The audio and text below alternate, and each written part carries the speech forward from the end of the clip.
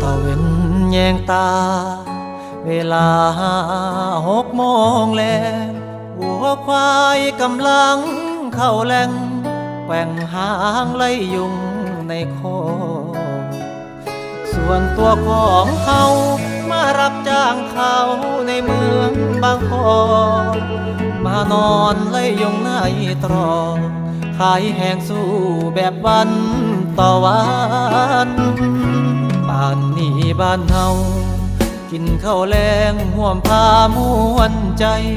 จำปนปลาเข็งแม่ไข่ลวกยอดทักใส่ข้างป่ามาเดินกินข้าวเสียงยายเท่าเอิญเอาลูกหลานแต่เฮาหลายปีที่ผ่านวิ่งไล่ความฝันต่อไปพ่อแม่